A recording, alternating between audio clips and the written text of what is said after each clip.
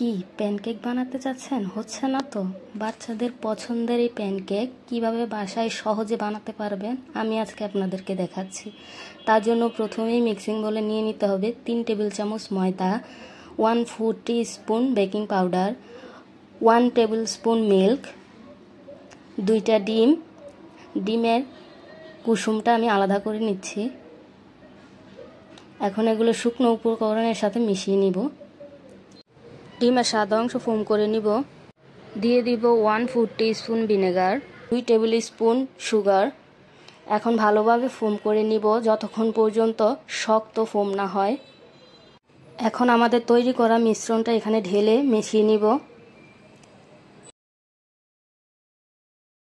আমাদের মিশ্রণটা রেডি হয়ে গেছে। এখন সরাসরি চুলায় গিয়ে প্যান বসিয়ে প্যানটা একটু তেল দিয়ে টিস্যু দিয়ে ক্লিন করে নিব।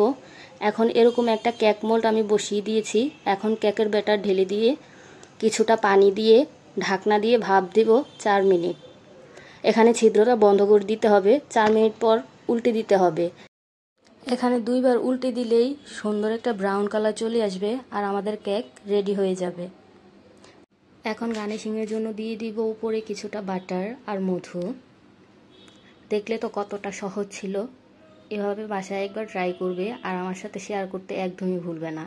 বাচ্চারা এভাবে দেখলে এমনিতেই খেতে চাইবে।